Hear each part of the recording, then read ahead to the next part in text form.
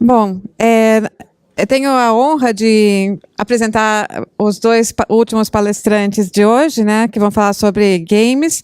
E como eles vão falar sobre games, eu dei um desafio para eles. Falei assim, manda um CV, um mini CV, que fica no pé deles, porque os dois têm um currículo tão comprido. Falei assim, eu quero ver se vocês conseguem sintetizar. Então, foi a primeira missão que eu dei para eles. Agora eu vou ler, né, para fazer jus a tudo que eu amolei eles a semana inteira. Então, Tiago, aqui à minha direita, Rivero é mestre em neuropsicologia, doutorando pela Unifesp e tem mais de 10 anos de experiência em pesquisa e desenvolvimento no campo da reabilitação neuropsicológica. É fundador e sócio da Neurogames, uma startup que desenvolve métodos para a criação e validação de games que atuem na avaliação precoce de potencialidades e dificuldades cognitivas e socioemocionais. Além disso, atua como diretor executivo da Sociedade Brasileira de Neuropsicologia.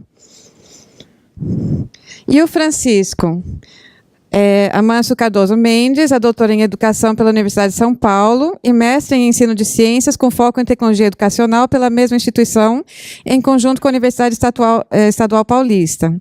Após ter obtido a graduação em Física, também pela USP. É consultor e assessor educacional e professor pesquisador associado ao Grupo de Pesquisa em Ensino de Ciências e Complexidade, do Instituto de Física da USP. Então, esses são os nossos dois palestrantes. Então, sem mais demoras, a palavra é de vocês. Tiago. Bom, obrigado pelo convite. Queria agradecer muito de estar aqui e principalmente dizer que está sendo difícil para mim ser um dos últimos, porque eu queria palpitar e conversar em todas, e aí eu falei, agora eu tenho um tempinho, eu vou sair falando. Mas eu acho que eu tenho que falar o que eu vim falar. Mas agradecer principalmente para os colegas que falaram antes, foram coisas assim fantásticas e que a gente vai se encontrando nos outros, isso que é legal, esses momentos, né? As nossas dúvidas, problemas e soluções. Eu acho que eu vou dizendo passa, né? É isso? Então, a minha ideia aqui passa, pode passar. Eu acho que eu queria começar falando de um desafio que eu tenho como psicólogo, que é essa história do cognitivo, não cognitivo, século XXI, emocionais. Para mim isso tudo é um pouco confuso ainda, porque na psicologia a gente considera o cognitivo todas as habilidades do cérebro. Então, quando eu falo habilidades cognitivas, eu estou falando desde a sua capacidade de tomar decisão afetiva, se relacionar, explicar a comunicação positiva, tomada de decisão não afetiva, né? Então, mais, menos, qual é a melhor, planejamento, atenção, memória, o conceito de inteligência que é meio nebuloso para os psicólogos também, porque envolve muitas habilidades. Então, cognitivo, quando eu falar algumas vezes aqui, envolve também sócio, também emocional. Né? Então, em alguns momentos eu vou tentar fazer uma diferenciação um pouco mais específica. A Neurogames, ela é uma empresa que eu fundei com mais algumas pessoas e a ideia, a nossa grande motivação vem da como que a gente pode entregar uma avaliação das habilidades, aí sim, cognitivas, sócios e emocionais, para que o professor possa tomar decisões melhores a respeito do aprendizado desse aluno, que esse aluno possa se conhecer um pouco melhor e ter mais insights a respeito do seu próprio desenvolvimento. E eu ficava ali ouvindo você falando o negócio da metacognição, eu aprender como eu aprendo, e não só matemática, química, física e outras questões que a escola passa para o aluno, mas as grandes questões que ele vai levar para o resto da vida, né? Que é como trabalhar em grupo, como gestionar um estresse, como gestionar uma crise com colegas. E depois dessa avaliação, a Neurogames tem uma série de recomendações ou intervenções feitas em casa, proposta para ser feita em casa com os pais e na escola, né? Então, por enquanto, de Neurogames estamos bem. Por favor, a próxima. O que eu vim falar hoje, na verdade, e pode passar mais um também, que a Cris já me apresentou, o que eu queria falar que são 3 pontos específicos a respeito do porquê o videogame. Por que eu caí no videogame, né? Acho que podia começar por aí. Eu caí no videogame quando o modem era 14.4 kbps, em 1997, saiu o primeiro jogo online pra você jogar com milhares de pessoas ao mesmo tempo, que é um jogo que eu jogo, inclusive hoje antes de vir pra cá eu tava pescando um pouquinho no jogo e tal, que é o Ultima Online, um jogo 2D, bem simples e tudo mais, mas é um jogo extremamente motivador, eu vou tentar explicar um pouquinho por quê. Só que essa questão do porquê videogame ficou dos meus 13 anos até talvez meus 24, 23, e eu não conseguia definir por que videogame. né? E um dia eu vi uma definição em algum lugar que falava o seguinte: videogame é a máquina mais eficaz de aprendizado porque você muda as variáveis dentro do jogo e o jogo te obriga a se comportar de uma forma diferente. Então ontem, respondendo para uma jornalista que fez uma pergunta, ela falou o seguinte: jogos são considerados esportes do sentido clássico, exercício físico? Bom, também, né? Tem jogo como Just Dance, ou como Dance Dance Revolution, ou jogos de esporte, vôlei e tal, que você pula, você sua, você tem toda uma estratégia de treino e tal. Agora, tem jogos que você fica sentado treinando outras habilidades, então depende muito de como você modifica essa máquina. Queria começar falando da relação dos games com os jovens, que na minha época eu era um nerdão que falava de jogo, né? Não mudou muito, só que passa um pouquinho o slide. Começa a ficar difícil dizer que essa galera são os nerds sozinhos, solitários, ultra sedentários, que não fazem mais nada a não ser ficar em casa e lendo coisas estranhas. Essa turma está saindo, essa turma está se encontrando, essa turma está pensando em modelos de negócios, essa turma está entendendo de mercado, essa turma está entendendo de várias coisas interessantes. Por favor. Eu acho que tem uma coisa que o Yossi Heinz fala que é muito interessante para mim. Próximo. Que faz todo o sentido quando a gente pensa em participação. Antes a gente acreditava que o videogame era como uma televisão, né? Eu simplesmente recebo, próximo, por favor. Eu simplesmente recebo essa informação e interpreto o que o jogo me traz. Próximo. Legal, obrigado. Não, volta só um pouquinho. Entretanto, a gente sabe que tem um momento que não é só a interpretação, mas é a reconfiguração do cenário. Eu estou vendo o meu inimigo, por exemplo, num jogo de tiro, e eu vou atacar, ou eu vou me defender, enfim, o que eu escolho. Até aqui, a seta que vem e a seta que vai e volta, a gente já sabia. Só que aqui o Bandeirantes tem uma experiência talvez uma das mais interessantes, e aí hoje vai ter o Monark para falar, que é o Minecraft. O que esse autor vai dizer é que tem um momento que é a reconstrução, é quando eu uso esse jogo e eu construo uma história a partir disso. Só vou dar um exemplo. Esse jogo que eu falei que eu jogava desde 97, desde os 13 anos, essa semana deu um pouco de saudade, foi essa semana que eu voltei a jogar. Chamei meu irmão e falei, vamos jogar, meu irmão psicólogo, é até estudante de psicologia, 20 anos também, vamos jogar. Entramos ali no jogo e um americano chegou e falou, oi, de onde você é? Em vez de falar eu sou do Brasil, eu falei eu sou de tal cidade dentro do jogo. Fiz uma brincadeira, o nome da cidade chama Oclo. Aí eu falei, sou de Oclo. E o cara enganchou num RPG ali. Ele falou, eu também, meus pais morreram lá no jogo, você me ajuda aí a procurar os restos mortais, não sei o quê, e vamos lá salvar a história da minha família. E a gente ficou 1h30, eu nunca vi o cara na minha vida, e eu construí uma história que não existe em nenhum lugar e é nossa, né? E isso pra mim, com 30 anos, cara, trabalhando numa startup, pesquisador da Federal de São Paulo, que talvez me afastasse de tudo isso, não. Pra mim teve todo sentido. Eu ficava falando pra minha esposa, fui contar pro meu pai, ele falou, pai, aconteceu uma coisa tão engraçada. Tal. Enfim, próximo slide. Só que isso é bonito, né? Mas isso tem estrutura e método. Então, por exemplo, o jogo Skyrim, que é um dos jogos mais conceituados e parabéns, o mundo amou esse jogo, ele permite a criação de modificadores dentro do jogo. Próximo, por favor. Então é um jogo de mundo medieval, dragão, Idade Média, Senhor dos Anéis, aquela coisa parecida. Próximo. Só que ele permite você criar coisas como, por exemplo, colocar um Stormtrooper dentro do jogo, né? Então você pode, próximo, por favor, criar batalhas com Darth Vader, próximo. Batalhas Jedi e tudo mais, próximo. E até pôr o Batman, né? Como diz meu amigo Marcelo de Vasconcelos, esses são slides que ele sempre discute e fala, tudo que você põe o Batman no meio fica melhor, né? Mesmo na Idade Média. Então, vocês percebem que essa molecada, ela tá fazendo algo totalmente diferente. Próximo, por favor. E isso é muito interessante. Eu estava, voltando para as minhas experiências, eu estava jogando 2 jogos de pergunta e resposta, quiz. Tem a tal do Perguntados, que agora está na moda no Facebook, celular, todo mundo está usando, né? E tem um outro que é brasileiro, aqui não vou citar o nome do colega, mas é também um quiz, pergunta e resposta. E eu joguei muito tempo esse do brasileiro, fiz uma super divulgação, acho super divertido, mas tinha coisas que quando eu entrei no Perguntados, me pegou na hora. Eu preciso de mais uma vida, comecei a incomodar os outros querendo vida para continuar jogando o jogo. Já pedi de vida para você. Desculpa, eu sou chato às vezes, eu sei. Próximo, por favor. Então, quais são as motivações que fazem um jogo ser muito engajante e muito motivador e outro jogo ser, sei lá, é legal, mas não é tanto? Por favor. A gente entra um pouco, próximo, na vida real. né? A gente começa a ver que tem elementos psicológicos dentro dos jogos que fazem a gente querer continuar jogando. Um deles é o sistema de conquista, né? Pode ser tanto um sistema como no Xbox, né, que aparece para todos os seus amigos verem, você pode postar no Facebook, no PlayStation 3 ou 4, enfim, tem todo esse sistema, ou pode ser simplesmente eu quero conquistar. Eu tenho um blog não foi desde 97, mas desde 2000, onde toda vez que eu chegava num lugar muito legal desse jogo, eu ia lá e tirava uma foto. Falava, cheguei nas cataratas de não sei o que dentro do jogo, tal. Isso não tem sentido para quase ninguém, a não ser as pessoas que entendem esse mundo dos games e começam a falar, nossa, que legal, me valoram e eu me sinto valorado, né?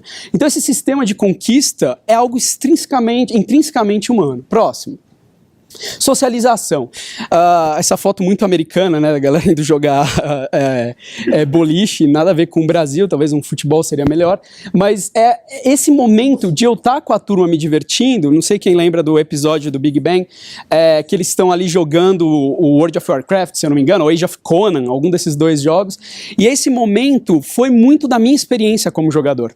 Eu jogava na casa de um amigo, nós éramos 7 amigos, íamos todos para a casa dele jogar, passávamos sexta para domingo, às vezes jogando, dormindo, aquela coisa. Tinha 3, 4 consoles, 2 computadores e tal. E depois era legal sair para comer uma pizza. Ou então encontrar os caras no McDonald's São Bernardo para falar de jogo. E passava horas falando de jogo. E o jogo não tá ali. Mas ele tá, né? Próximo. Esse é o joguinho, pra vocês verem, o gráfico é bem simples, tal, 2D, hoje comparado com os grandes jogos não tem muita graça. Cada um desses sujeitos aqui é uma pessoa em algum lugar do mundo, né? E aqui é um exemplo de um grupo tentando entrar numa cidade e um grupo tentando defender. E isso durava horas e horas e horas. Próximo. Só volta um pouquinho. Além de tudo isso, a gente tem uma questão que emerge demais, que é a jornada do herói, o mito do herói, né? Como psicólogo, a gente é treinado a ver aonde o nosso aluno, o nosso paciente, qualquer pessoa, está vivendo o mito do herói na própria vida dele. E o jogo é uma forma de você treinar isso. O jogo é uma forma segura de treinar isso, né? Você pode ser um cara do mal, você pode ser um cara do bem, você pode ser um cara do mal que depois vira do bem, se corrige, vice-versa, e tudo isso é permitido de uma forma segura, onde você vai treinando essa jornada do herói, que é a jornada que a gente vai fazer na vida adulta, né? O tempo inteiro. A gente já faz na infância, já faz na adolescência, mas na vida adulta é o tempo inteiro. Eu caio, eu vou pro desconhecido, eu me fortaleço, encontro aliados, sobrepujo os problemas e continuo. Próximo. Outra coisa também é a motivação intrínseca, né? Tudo isso tem a ver com motivação intrínseca, mas a atividade do game, ela é muitas vezes a recompensa em si. E tem alguns outros elementos que eu ainda queria tocar. Próximo. Escrita colaborativa, eu estava ali me mordendo, eu acho que os colegas já foram, né? Mas a gente fala dessas Wikipedias de games, onde muitas vezes você escreve um verbete de texto enorme, tipo 30 páginas do Word, e nem aparece teu nome lá. Você fez tudo isso para colaborar com o sistema, né?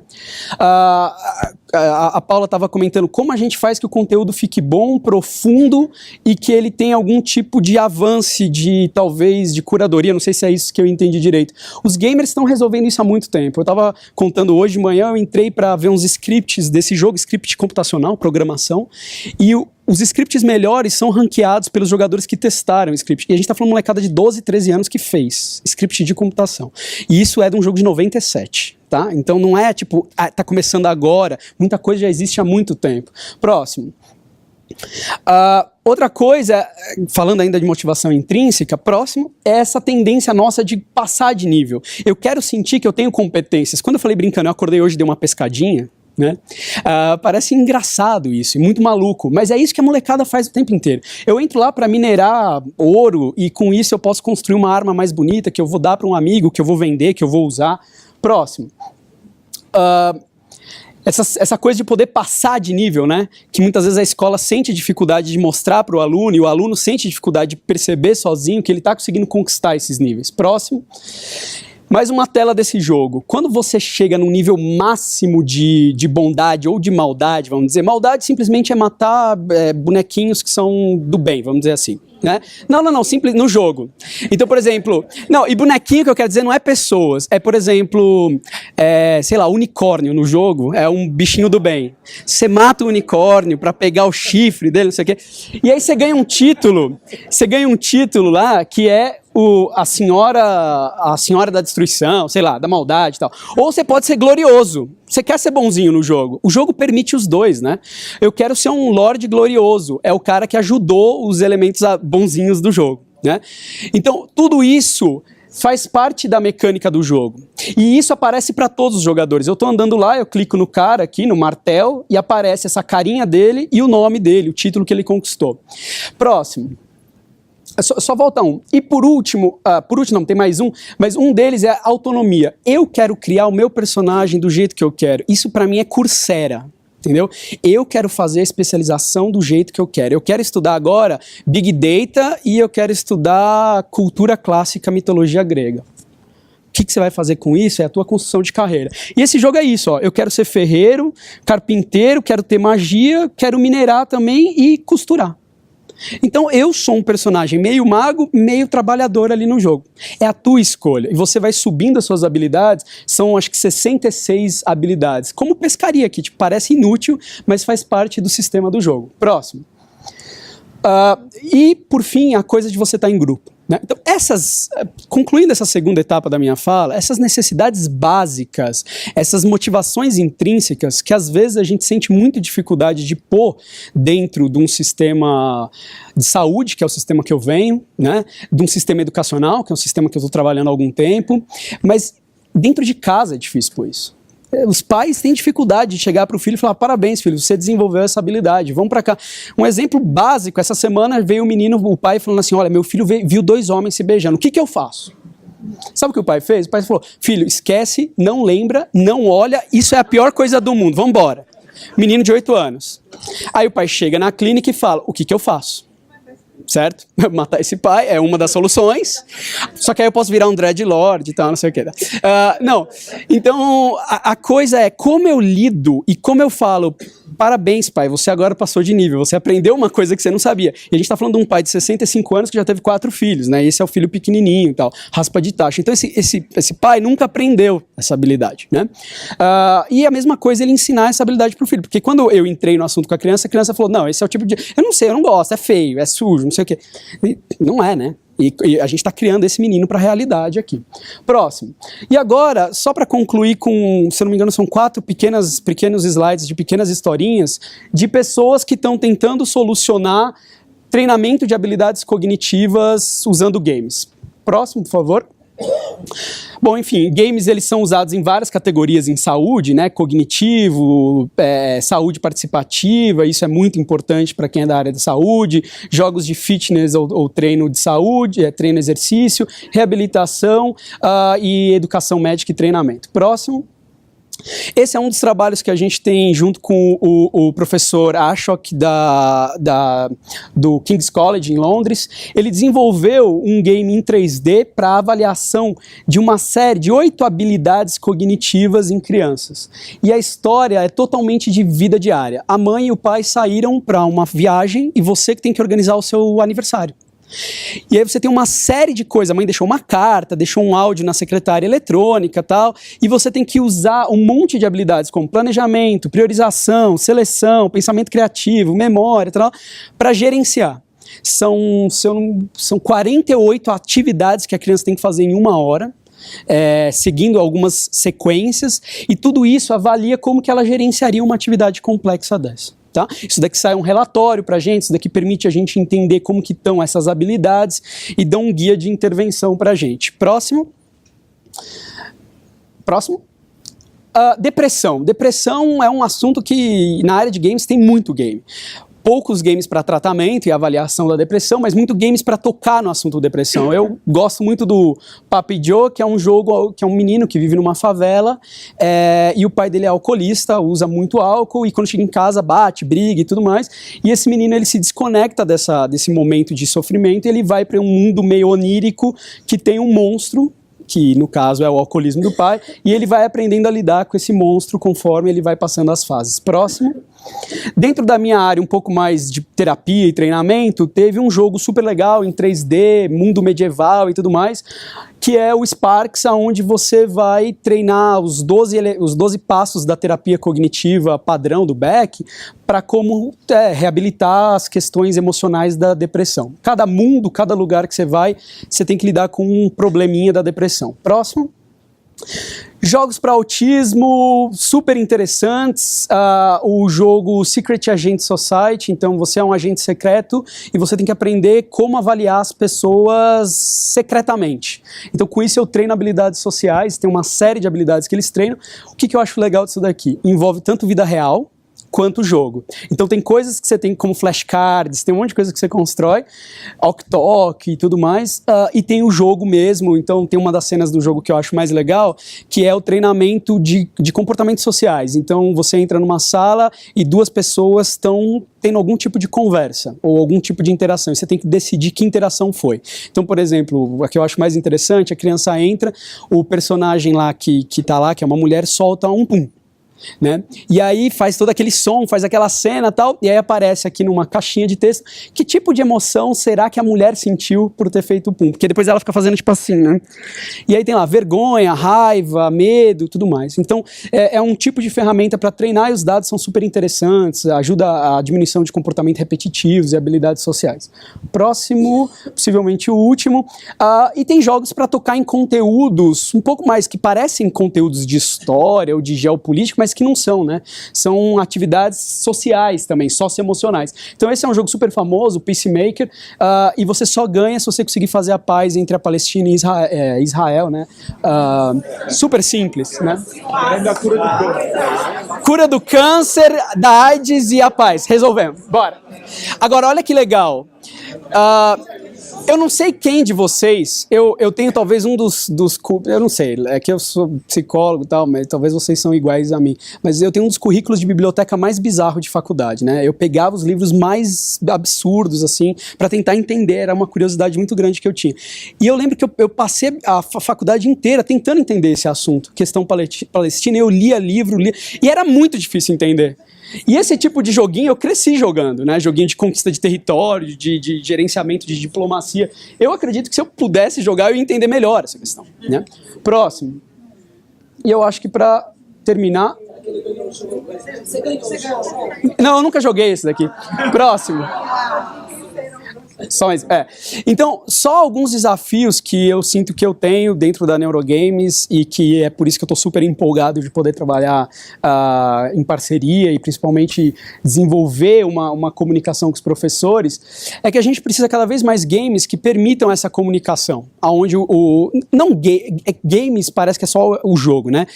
Games também é uma coisa muito mais complexa, mas essa interface, essa plataforma onde eu posso jogar e eu posso ter uma interação com os profissionais de uma ponta, os profissionais que estão com as crianças, profissionais da psicologia. Que susto, rapaz. Bom, isso é muito importante pra gente. E os games ajudam, né? Porque, por exemplo, nesse jogo de 97, já tinha um sistema para eu falar com o dono do jogo dentro do jogo. Então, e aí às vezes o psicólogo fala assim, eu só vejo o paciente 1 hora por semana, como que eu comunico? Resolveu em 97 com sistemas gamificados, né? Games que ajudem a detectar as habilidades fortalecidas psicológicas, cognitivas, socioemocionais, e aquelas que a gente precisa desenvolver. E aí uma pergunta que a Paula fez, quem que diz o que os dados, né, o que está por trás dos dados? Bom, no nosso caso, o que está por trás dos dados, além do professor, além do aluno, além dos pais, tem muita base neurocientífica. Os psicólogos, eu adorei a máquina do Skinner, aquilo, eu falei, meu Deus, esse vídeo é genial, eu já vi isso na faculdade, né? A psicologia está há muito tempo criando ferramentas de intervenção que possibilitem a gente criar cenários hipotéticos, onde a gente testa e readapta. E os games que propõem mudanças e treinamentos para essas habilidades que cada vez são mais importantes. Eu acho que é muito legal de estar aqui, que a gente parece ter todos uma compreensão compartilhada de que o conteúdo cada vez mais é fácil de buscar.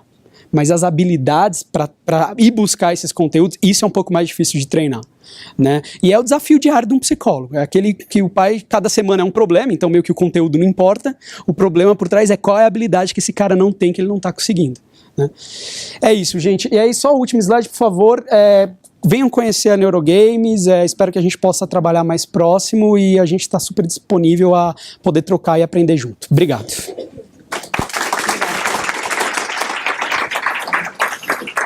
Só complementando, a gente vai fazer uma pesquisa junto com a Neurogames no 6º ano, em agosto. Então, a gente vai acompanhar um joguinho que vai nos dar bastante dados sobre planejamento, tomada de decisão e controle de impulso, eu lembrei.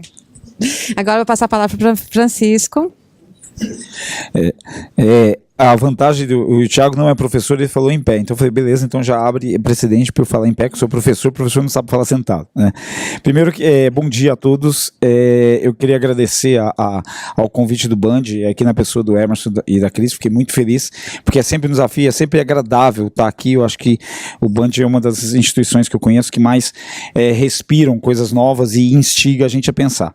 E depois a Cris falou de um desafio que ela colocou pra gente, que é o da UCV, mas existem 3 desafios aqui que eu acho importante, né? O primeiro é falar para uma plateia tão seleta, né, de educadores, e a gente sabe que a classe de professor, por exemplo, é uma classe complicada, né? Eles são críticos, são exigentes, né? Mas então acaba sendo um desafio. O segundo é falar depois de tanta gente competente, né? Então você ser o último, você acaba assumindo uma responsabilidade maior. E o terceiro é falar diante de um palestrante que fala que o primeiro jogo dele foi com modem, né? Usando o modem, enquanto o meu primeiro jogo foi telejogo. Né? Que você comprava e montava, então já é uma sacanagem começar desse jeito, mas enfim. Então assim, o tema, eu acho que o tema foi muito bem colocado, assim, jogando para aprender, desenvolvendo habilidades além das cognitivas, e aí eu vou extrapolar um pouco essa habilidades além das cognitivas, eu vou dividir basicamente em 3 partes a minha apresentação. Primeiro eu vou contextualizar qual o caminho que eu vou seguir. Segundo, eu vou dar vou provocar vocês em algumas coisas. E terceiro, eu vou tentar fazer um fechamento contextualizando dentro de sala de aula. E aí eu quero deixar claro que assim, a minha maior experiência, e isso é uma coisa que eu gosto muito de falar, é o fato de estar desde 88 em sala de aula como professor de física, e quem é professor de física sabe o desafio que é você dar aula de física. Então é algo que eu tento sempre usar estratégias diferentes, tá? Próximo. Aqui. Então tá, para contextualizar, o que acontece? Eu estou usando uma linha, eu vou usar uma linha que eu gosto muito, que é uma linha vigotskiana, que eu sempre falo o seguinte, quaisquer coisas que nós vamos usar para ensino-aprendizagem, seja livro didático, luz eletrônica, tablet, computador, jogos, isso é um instrumento de mediação do processo. Tá? Ou seja, isso é mais um instrumento, é mais um artefato mediador no processo. Então, quando eu tenho o objeto, que é a utilização do conceito de jogos ou o processo de ensino-aprendizado, os sujeitos, obrigatoriamente, são os professores e os alunos. Tá? E quaisquer coisas que eu coloco no meio são artefatos de mediação, são instrumentos de mediação. Então, eu vou seguir nessa linha. Tá? Depois a gente vai explorar um pouco mais. Mas antes eu queria provocar vocês. Eu vou distribuir aqui 5 cartas, tá? E eu queria que vocês escolhessem uma. Escolhem uma, fixem, gravem. Tudo bem? Memorizaram? Memorizaram? Então agora eu vou rapidamente eu vou tirar essa carta que vocês escolheram. Saiu? Viu? Então a cara de alguns é fantástica, né? O pessoal fala assim, gente, então isso é um jogo, né? Então a gente está jogando, isso aí é uma forma de jogo. Agora, é óbvio que muita gente agora observando já percebeu o que é a sacada, que depois a gente vai voltar nessa pegada, tá? Então o que acontece? Então, quando a gente fala em jogos, e eu fiquei muito feliz de ter recebido o convite, por quê? Porque eu sou um jogador aficionado, né? Vejam bem, eu não sou viciado em jogos, não o mau sentido da palavra, mas assim, na época, eu lembro que na época de Natal eu sempre pedia jogos, né? E eu tenho uma família pequena de 5 irmãos, né? E dos 5 irmãos, 3 são homens e os 3 pediam jogos. Então eu cresci numa casa onde era valorizado jogos. E jogos de tabuleiro. E eu coleciono jogos de tabuleiro. Então assim, e eu sou muito fã da Grow, porque os jogos da Grow são muito bem elaborados. Então eu queria destacar alguns jogos aqui e explicar qual o caminho que a gente vai seguir. Eu acho que primeiro a gente vive numa relação constante, de uma relação sócio-histórica cultural. E essa relação sócio-histórica cultural eu estou construindo o tempo todo. Então a minha relação, ou seja, o meu discurso, eu gosto muito de uma frase do Bakhtin, que ele fala que o meu discurso é feito através das vozes de outrem. Ou seja, original sou Adão. Toda vez que eu falo, eu tô fazendo mediação da minha fala através da minha relação social, da minha relação histórica e da minha relação cultural de vida. Então, essa relação social, histórica e cultural, à medida que eu vou interagindo com as pessoas, eu vou criando novos instrumentos de mediação e vou resolvendo problemas. E eu vou tendo desafios maiores e eu vou tentando transpor. Então, se você olhar dessa forma, eu posso interpretar que a vida é um jogo? Sim e não. Sim, porque eu tenho um desafio. E o objetivo é sempre ganhar. Não, porque você não está brincando. Você acaba brincando com a vida, né? Mas você não está... É algo que é um pouco mais sério. E aí o que acontece? Trazendo um pouco para a realidade da educação, eu gostaria só de fazer alguns comentários sobre os jogos que eu destaquei, que eu acho que aí eu vou encaminhar. O 1914, o jogo da diplomacia, que depois foi lançado como o jogo da diplomacia, para mim, se alguém fala assim, qual o melhor jogo que você já jogou até hoje? 1914. E por que 1914? Porque é um jogo que não tem dados. Não tem dado, não tem um elemento fator sorte do dado. O que acontece? Como é que funciona rapidamente para quem não conhece? É um jogo que funciona, obviamente, em 1914, Primeira Guerra Mundial, é o contexto, e como parecido com o War, você tem que dominar o mundo. Só que para você dominar o mundo, você tem que fazer diplomacia, você tem que fazer negociação. E essa negociação é feita da seguinte forma. Existem dois tipos de movimento, verão e inverno. Verão, as tropas se movimentam. Inverno, as tropas não se movimentam, mas ocorre diplomacia. E nessa diplomacia vale qualquer coisa. Os jogadores têm 5 minutos para fazer diplomacia. Então eu posso fazer diplomacia com ele, eu falo assim, olha, nós vamos fazer o seguinte, eu quero o território dele, você quer o território dela. Então eu te ajudo a derrubar ele e você me ajuda a derrubar, eu te ajudo a derrubar ela. E você me ajuda a derrubar ele. Então, feito o acordo, eu posso fazer um acordo com ela. Ou contrário. Então eu nunca sei que acordo, quem está fazendo que acordo. E o jogo começa. E aí é 1900, 1901, 1902, 1903 e assim por diante. Então, na verdade, já tem um número limitado de jogadas. Acaba o jogo quem tem o maior número de exércitos, armadas, né, no jogo. E é um jogo que não tem dado, não tem o fator sorte. Só que é um jogo que você vai criando cada vez mais. Então, a primeira vez que eu joguei, eu fui traído. Aquilo me causou um trauma absurdo. Né? Eu falei assim, gente... E eu era moleque. Aí eu falei assim, não, você me traiu. Aí o outro jogo, eu fiz o quê? Eu traí todo mundo. Aí eu fui persona não grata. Então eu comecei a moldar esse meu jeito, né? O outro jogo que eu acho fantástico, que todo mundo joga, é Jogo da Velha. O Jogo da Velha tem alguns algoritmos que você sabe como ganhar o jogo. Ok, lindo, maravilhoso. Só que esse algoritmo não funciona quando você joga, por exemplo, com alguém de 8 anos, de 7 anos, que não entende a regra do jogo e ela quer jogar 2 vezes seguidas. Então você tem que negociar isso o tempo todo, né? Eu tenho uma filha de 9 anos que eu passei por isso, né? E aí o que acontece? O fantástico disso é que você vai montando estratégia e você vai guardando essas estratégias. E aí o que acontece? Esse jogo, quem não teve a oportunidade, jogue, que é fantástico, você tem 9 posições. Num jogo da velha tridimensional, você tem mais do que 9 posições. Você tem 27 posições para jogar, e essa combinação é uma combinação maluca. Para quem assiste The Big Bang Theory, eles jogam direto, né? Jogo da velha tridimensional. E você tem estratégias de ataque, estratégias de defesa, na verdade, que acaba sendo ataque e defesa, que você vai montando. E cada vez que você deixa de perceber uma jogada e o cara ganha de você, a primeira sensação sua é bater a mão na cabeça e falar assim, ai, que idiota, eu não vi isso. Então você acaba aprendendo mais uma estratégia. E aí tem 2 outros jogos mais modernos, né, da era do Thiago, por exemplo, né, que são o The Sims 3 e o Minecraft. Por que eu estou destacando esses 2? Professor e pesquisador são 2 figurinhas complicadas, né? Então eu tenho a característica de ter os 2, sou professor e sou pesquisador. Então você acaba fazendo dos seus filhos um laboratório de pesquisa, né? Então eu dei um tablet para minha filha e ela pede os jogos, eu vou baixando os jogos para ela. Só que mais do que isso, eu vou observando a forma como ela se comporta diante de um jogo, diante das atividades, e vou perguntando. O professor também é outro que acha que tudo tem que ter motivo e vai perguntando o tempo todo. E aí, o que acontece? Ela começou a jogar Minecraft, né? E ela começou a jogar Minecraft e ela montava a cidade com uma habilidade, com uma facilidade assim fantástica. Aí eu falei, então tá bom. O que eu fiz? Ela gosta muito da livraria Cultura que tem aqui na Paulista, então a gente de vez em quando passa lá, e aí eu chego, e eu não sei porque toda vez que eu entro lá, minha esposa fala, deixa o cartão de crédito comigo. Aí eu falei, não, por quê? Eu só vou entrar para jogar com ela, para brincar com ela. E aí o que acontece? Eu comprei um livro de histórias que falam sobre as relações culturais no mundo, né? E aí a narração cultural mostra cada continente, como é que cada continente foi constituído, e é um livro bem interessante. O que acontece?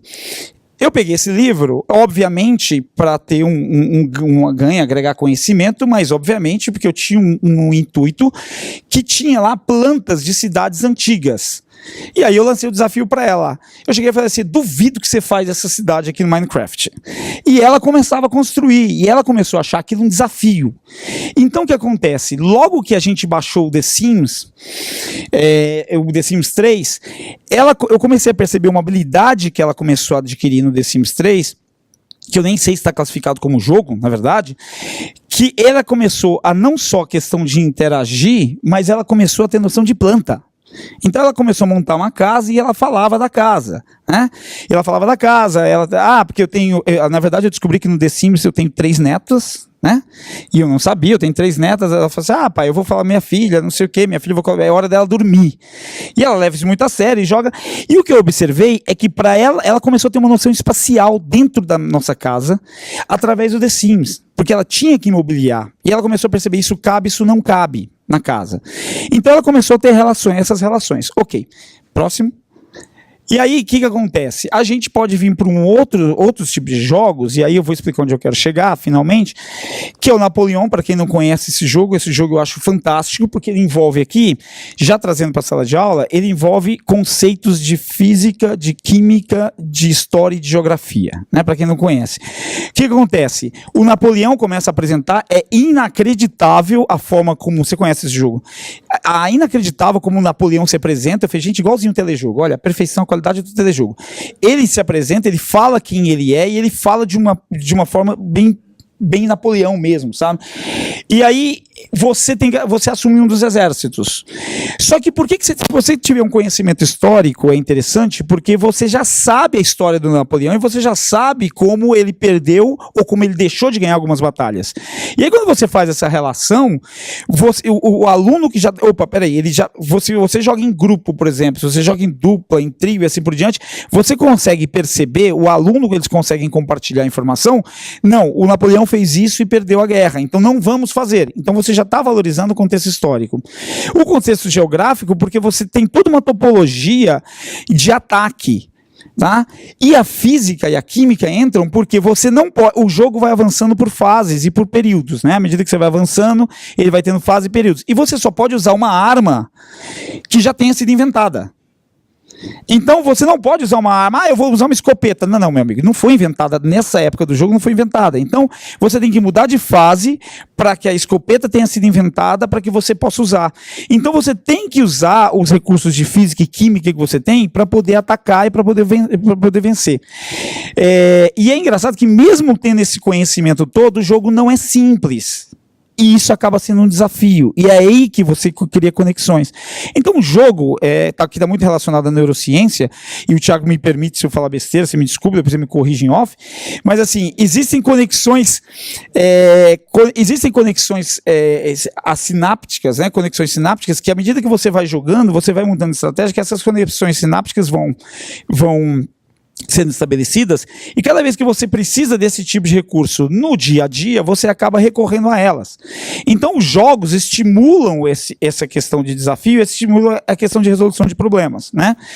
E aí, por último, eu estou trabalhando atualmente, uma das pesquisas que eu estou tocando no pós-doutoramento na Universidade de São Paulo, é avaliar o impacto das novas tecnologias no processo de ensino-aprendizagem, ou seja, realmente se isso contribui ou não. Então a gente está acompanhando alguns grupos.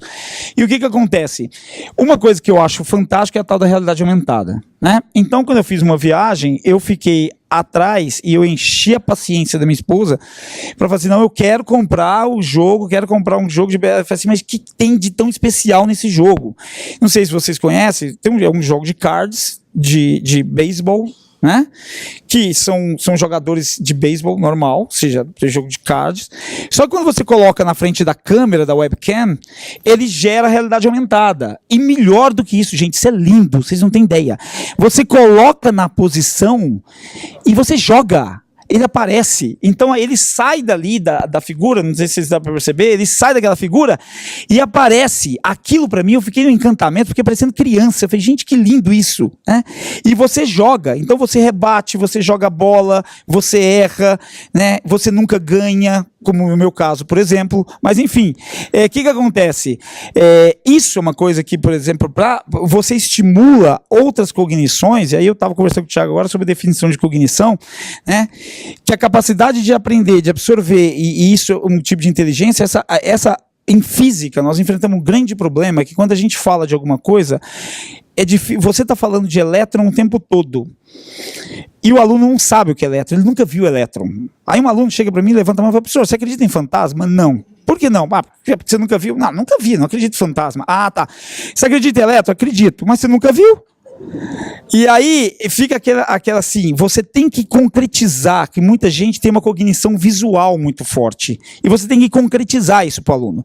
Então, alguns alunos não têm essa noção espacial. Então, quando você usa a realidade aumentada, que está sendo usado muito na medicina, ou usa outros recursos de 3D, né, de relação estereoscópica, você possibilita para aquele aluno que não tem uma relação visual fazer uma conexão. E mais uma vez você está fazendo conexões sinápticas. Então, o jogo faz a mesma coisa. Próximo. E aí o que acontece? Não, é isso. Tá, então a gente volta nessa figura. Pode passar mais um. O que acontece nessa figura? Então eu vou estender. E aí o jogo me permite também ter uma. A primeira foi uma proposição de mediação do Vygotsky. A segunda é a proposição de mediação do Leontiev e trabalhada muito com Engstrom, né? Que ele faz o quê? Numa atividade qualquer, processo de ensino-aprendizagem é uma atividade, jogo é uma atividade, numa atividade qualquer, isso eles chamam de atividade, né, que isso é a teoria da atividade, existem regras. Então, quando no jogo, no 1914, você tem uma regra que tem 5 minutos de diplomacia, essa regra tem que ser seguida. Então, o aluno já começa a moldar as estratégias dele em função de uma regra previamente estabelecida.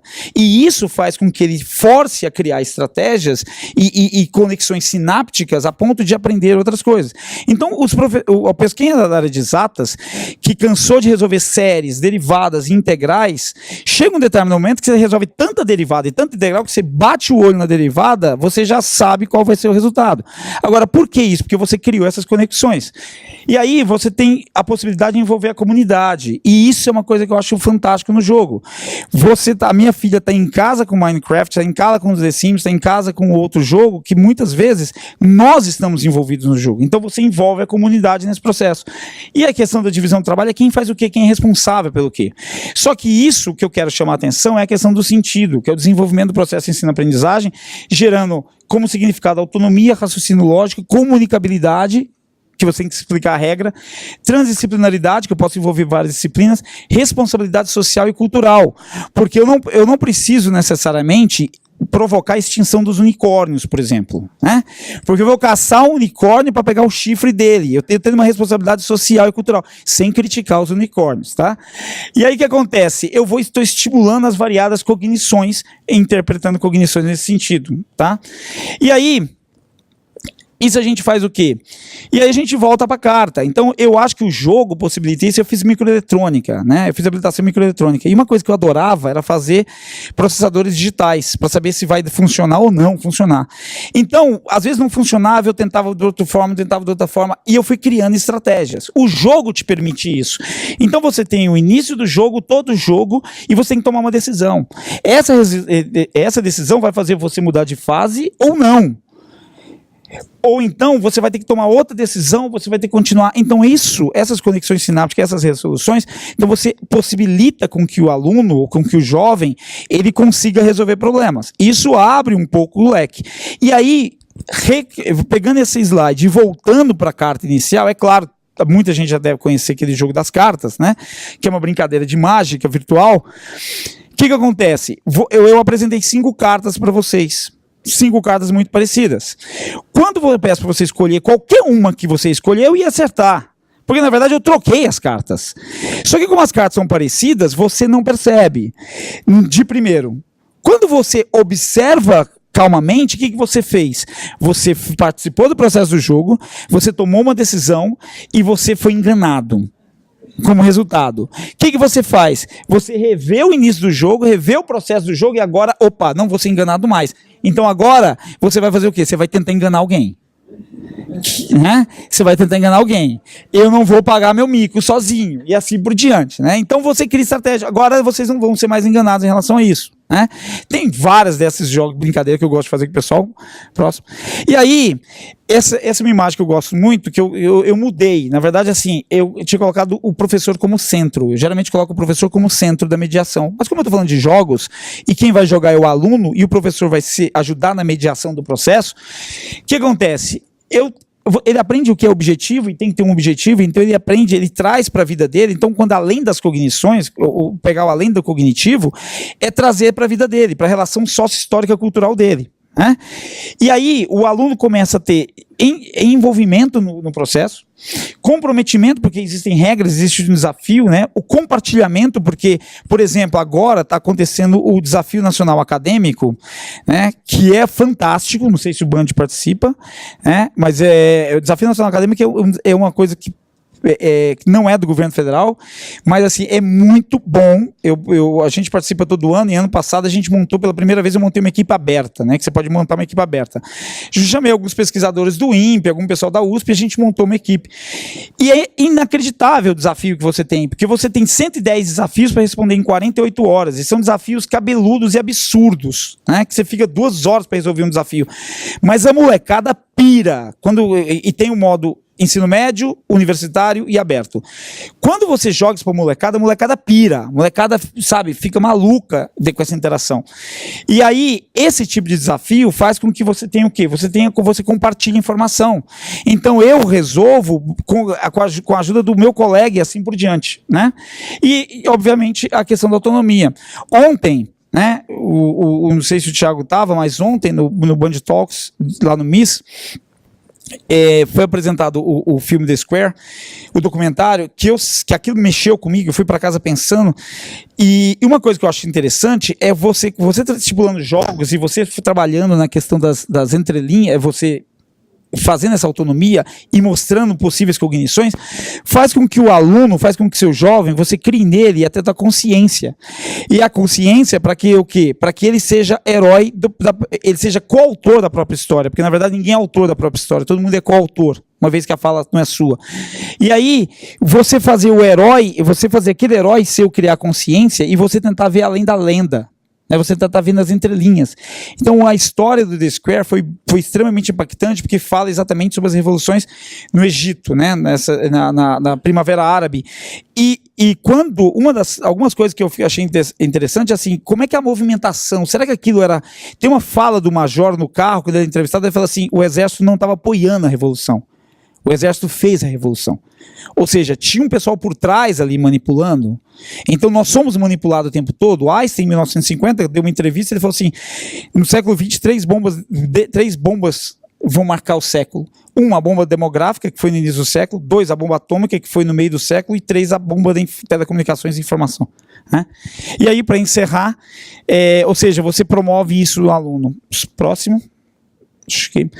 E aí, eu acho que, só para a gente fechar, é a questão do compartilhamento, ou seja, da troca, a questão da rede descentralizada, né? Ou seja, da rede distribuída, como o Emerson fala muito bem disso, né? Acho que já acabou. Próximo. Já acabou. Gente, obrigado. Obrigado.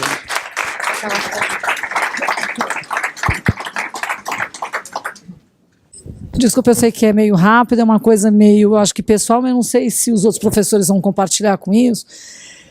Mas aí é uma angústia minha como professora e que eu acho que eu percebo meio também de todos. Porque, assim, está sendo apresentado muita coisa que é muito legal. Então, eu queria perguntar para o Thiago até se ele tem algum tipo de jogo que trabalha a ansiedade do professor diante de tudo isso.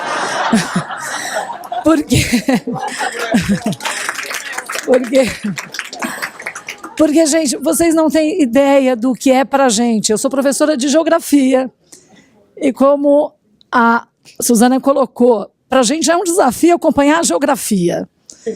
Mas eu, como professora de geografia, eu tenho que pensar na geografia, aí eu tenho que pensar nas estratégias que eu tenho que dar em aula, mas eu também tenho que pensar, eu até tentei anotar, porque eu falei, não vou lembrar de tudo isso, mas hoje a gente teria que pensar nas novas tecnologias, nas novas estratégias, nos melhores apps, então eu tenho que conhecer todos os apps para poder selecionar algum, né? Então tudo isso, quanto tempo isso não leva? Nas plataformas... Obrigada. Mas, enfim, tem as plataformas adaptativas, que é legal, mas eu tenho que conhecer, eu tenho que montar um monte de esquema de exercícios para colocar nisso tudo. A gente tem que pensar em bolar as novas atividades. Eu vi o Flávio bolando a atividade, quanto tempo que ele levou, por isso que ele fez aquela pergunta, porque leva muito tempo. A gente tem que pensar nos games, poxa, tem os games tão legais, a gente tem que pensar em trabalhar os valores com os alunos, em ver todas as habilidades, quer dizer, é tanta coisa para a gente, então... Cada um de vocês está trabalhando na sua área, está falando super bem dela e apresentando coisas que são muito legais para a gente. Só que eu tenho que pensar na minha área, mas em tudo isso ao mesmo tempo. Então está muito... Posso fazer um comentário? Eu lembro... Estava ouvindo a conversa dos colegas, e eu lembro quando eu tive a minha explosão de app também. Nossa, eu comprei um iPad e eu vendi tipo em 3 meses, porque eu falei, vou ficar maluco. Meu iPad, tipo, tava travando, não sei o que. Eu falei, não, calma, deixa eu voltar pro meu celular, pro meu computador, e aos pouquinhos eu vou repondo o iPad na minha vida e tal. Eu sempre entendi, imagina eu que saí da psicologia clínica, aí eu fui pra pesquisa. Certo? Eu cresci numa família de psicólogos, a gente tem uma clínica na porta da favela do Heliópolis, atende 300 pacientes por semana ali, então é uma clínica social. Então eu sou cria desse lugar. Então primeiro meu pai falava, psicólogo, vai estudar psicologia clínica, estudei e tal. Aí, pô, mas eu gosto de pesquisa, vai pra pesquisa. E aí na pesquisa, pô, mas eu gosto de estar com o povo. E aí, tipo, tá, volta pro povo. Não, mas eu quero impactar de verdade, vai montar uma empresa. E aí, tipo, sim, essas palavras que as pessoas que já são de empresas falam, para mim era uma nova língua, né? Mas eu sempre tive uma crença, que eu acho que isso é uma habilidade não cognitiva que você pode desenvolver, que me ajuda muito, que é o seguinte, tudo isso para mim é horizonte, não é não é lugar de chegada. Tipo, eu não espero dominar tudo que eu vi aqui, adoraria dominar tudo isso, mas não espero. Então, para mim, tudo isso é um horizonte, sabe? Eu quero desenvolver habilidades do tipo, o que eles estão chamando hoje de hungry minds, mentes vorazes. Mentes vorazes é mais ou menos o que você está fazendo aí. Tipo, eu estou ouvindo, estou anotando, vou chegar em casa, vou jogar e vou deixar isso assentar. Contar uma experiência. Essa semana, tem a Riot Games, que é a que fez League of Legends, que é esse joguinho que a molecada joga brutalmente o tempo inteiro. E eles estão contratando um psicólogo, eu fui lá, tipo, passar por um processo de bater papo com eles, porque eles querem um psicólogo que trabalhe com toxicidade. Eles não chamam de vício, nem de dependência, eles chamam de toxicidade ao game. E eu fui lá, matar unicórnio deixa de ser tão ruim quando você olha por esse ponto de vista, né? E eu fui lá falar com eles, por curiosidade, eu não me candidataria a essa vaga, não é meu momento e tal, mas eu queria bater um papo com eles, indicar alguns amigos e tal. Foi muito legal a experiência. Os caras falaram de milhares de coisas que tocam na minha vida pessoal, tipo estatística, big data, tipo análise de milhões de moleques do mundo inteiro jogando horas, tá? Eu tenho interesse de tudo isso, mas não é o meu papel eu estudar tudo isso, né? Então isso acalma, ao mesmo tempo que dá uma ansiedade no momento, sair de lá, tipo, meu Deus, eu tenho que estudar tudo isso, tomei um café, já fui me acalmando, né? Tipo, é que quem é TDAH, nós com déficit de atenção tomamos café, é a nossa Ritalina, né? Então eu tomei um café com um pouquinho de leite e tal, aí tá, não, beleza, legal, tô atualizado, mas isso fortalece o meu caminho de visão, né? E eu acho que outra coisa que você também tem que ter tranquilidade é que você está num ambiente propício para você chorar isso e pessoas falarem, calma, olha a minha experiência, vamos trocar, manda e-mail pra gente. Então esse é um ambiente legal, né? Eu queria fazer eu queria fazer um comentário sobre a Márcia, né? Márcia, não, então, só sobre isso, primeiro assim, o Thiago falou a questão do leite só para amenizar, né, o impacto do pessoal, mas enfim, eu sou professor, né, e uma coisa que eu sempre prezo quando eu vou dar assessoria é valorizar o tempo do professor. Eu acho que minha filha falou um negócio que me chocou muito, que ela falou assim, pai, eu já sei o que eu não vou ser quando crescer. tava eu e minha esposa, que também é professora, o quê? Professor. Por quê? Porque eu quero dar atenção pros meus filhos. Isso foi um tapa na cara que, aí assim, a minha preocupação é o seguinte, como é que o professor valoriza o tempo? Então, como é que eu interpreto todas essas atividades, todos esses aplicativos, todos esses ambientes colaborativos, os jogos? Eu tenho que pensar da seguinte forma, você tem que dar um conteúdo, querendo ou não, a gente tem que ministrar conteúdo, tá? Então você tem que dar um conteúdo. A pergunta é, qual jogo que eu posso utilizar que já contemple 2, 3 ou 4 conteúdos de repente? Ou isso é uma forma de pensar. 2, 3 ou 4 conteúdos que eu posso usar, que além de estimular as outras cognições do meu aluno, eu também já construo essa parte do conteúdo. Se você parar para pensar, você está investindo um tempo, você fala, mas eu gastei 2, 3 horas para fazer. É verdade. É verdade. Só que se você contabilizar o tempo que você vai minimizar em sala de aula ou com interação com o aluno para tirar dúvida, eu acho que isso é um ponto importante, tá? Isso assim, isso é um dos exemplos, né, que a gente pode colocar. Então eu penso dessa forma, eu entendo essa angústia, tá? Eu faço parte dessa angústia, mas assim, eu resolver isso é compartilhar, como o Thiago falou.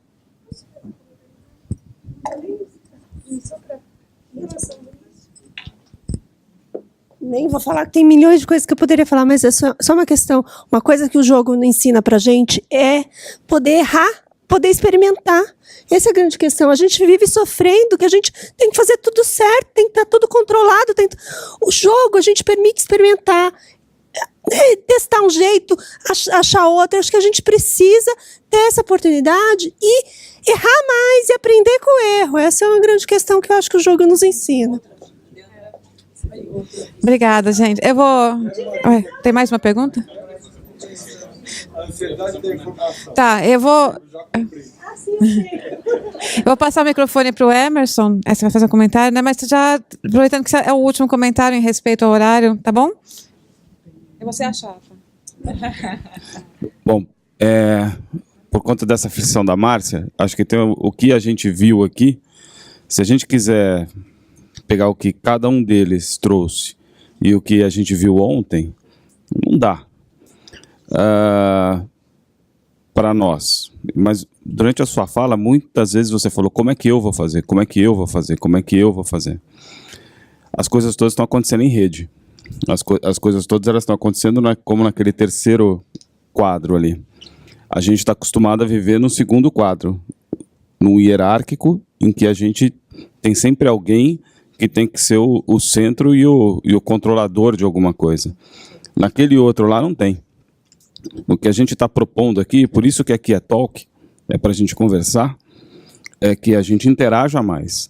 E é que nessa interação a gente comece a descobrir e a traçar novas conexões, novos caminhos. Né? E nesses caminhos a gente comece a achar os novos olhares e as novas formas. Que é o que eu vou terminar com a fala da Suzana. Está tudo no começo. O que aconteceu é que essas máquinas aqui, que a gente tem hoje, que antes eram máquinas que os computadores eram usados para computação de dados, hoje eles conectam pessoas. E nas conexões começam a acontecer as interações. E quanto mais interação, mais criatividade e mais coisas novas. Se a gente for tentar andar a cavalo ali, no meio do caminho, a gente não consegue.